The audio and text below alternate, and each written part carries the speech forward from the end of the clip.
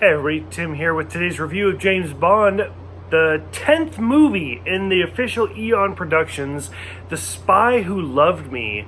Came out in 1977. Like I said, this is the 10th movie in the official production.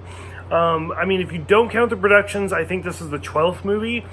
Overall, I would say this was a good movie. It's not as great as it could have been, to be honest with you, but it is really enjoyable.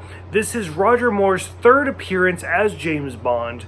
74, 75, 76. It's been 3 years since The Man with the Golden Gun came out, which is kind of a long time for James Bond, at least back then, because at one point, with Sean Connery, it was almost once a year.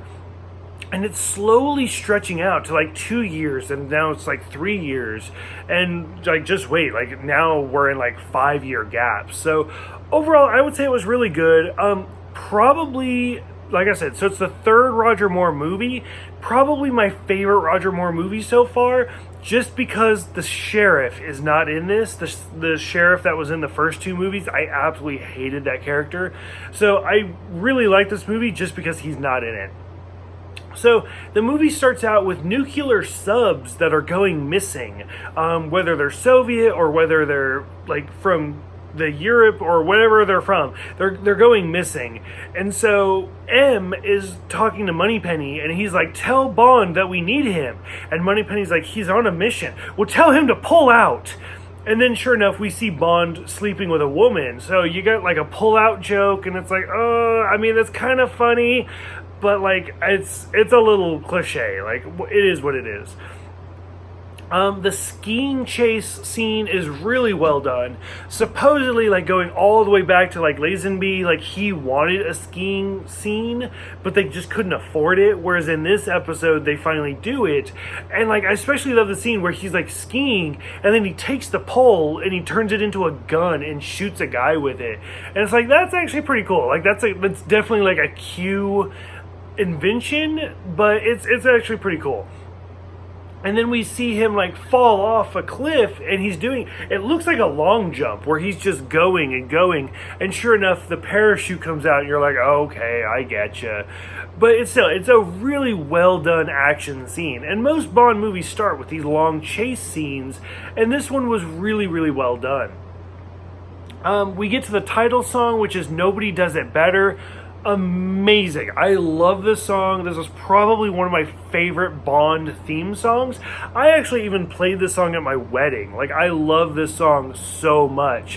Where it does have the line, "The Spy Who Loved Me," in the chorus, but the actual title of the song is Nobody Does It Better, and I love it. It's so good. It's such a good song. So eventually Bond goes to the submarine. We do see Q, and he gives him some of his Q stuff. We also meet Admiral Hargraves, which I don't know if it's important or not, but he's played by Robert Brown, who goes on to play M later on. So it's kind of interesting that we kind of see him, and I don't know if it's supposed to be Admiral Hargraves later on throughout the rest of the series, even though he goes by M or what. But it's interesting that we see this actor first here, and then he continues on. Bond eventually goes to Egypt, which is some great scenes. He's offered a vodka martini, which stood out to me because when we first see Roger Moore take over the role, he actually drinks, I think it was whiskey or something, to kind of distance himself from Sean Connery, because the vodka martini is more of a Sean Connery drink, and so they wanted to kind of do something different. Third movie in, and they're like, screw it, who cares? He's going to drink vodka martini, shaken, not stirred again. We meet Agent Armosov. I don't know how to say her name, I'm sorry. So we meet her, and she's basically throughout the rest of the movie, it's kind of the love interest. We learn a little bit about Bond when he's talking to her, and she even says, "Oh, you were recruited from the Royal Navy, and you were married once, but your wife was killed," and she starts to talk more, but Bond stops her, which I loved. I actually really, really enjoyed that, because it's kind of a reference to Tracy from the George Lazenby movie, On Her Majesty's Secret Servant. So I really, really liked that, how they kind of slipped that in a little bit. We start learning more about the main villain, Stromberg. We see Jaws for the first time, where he's a great character. In fact, he was such a great character, they actually included him in the next movie, where he's this really tall guy, and he just basically has metal teeth, and he's super strong. And like the scene where he's like tearing apart their car because she can't drive. And when they're on the train and Jaws attacks and Bond electrocutes him through the teeth, like overall, Jaws is kind of a great character. And he's one of those like cliche characters, kind of like the guy with the hat and stuff like that, where we see him even outside of Bond productions, because like just even commercials or fan fiction, anything, like he shows up a lot because he's such a great character. Q gives him a car, and he's like, "Have I ever let you down?" Frequently. And it's like, we've seen a lot of jokes with Q, but this is one of those first ones that really stood out to me, that kind of expands for the rest of the series. Like, especially when we get to like Pierce Brosnan, and his like back and forth with Q is so great. This, I feel like, is one of those stepping stones. I did love seeing the car go underwater. Like, I thought that was a great scene, especially when it comes like out of the water and everybody's like on the beach like, what is that? Like, it's a great scene.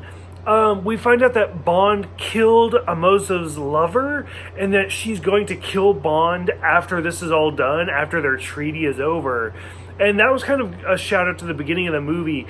And what bothered me about that is that they're basically like, she's like, "I want to kill you because you killed my lover." And then they end up hooking up. It's one of those, like, I would have been more interested to see her try to kill Bond and him in that weird position. Whereas if this movie had come out like today, I feel like they would have gone more in that like direction, where he would have had to have been in that weird position. Whereas a lot of these early movies are like, oh, a woman is mad at Bond, he's just going to sleep with her and it makes everything better. And it just kind of ruins everything.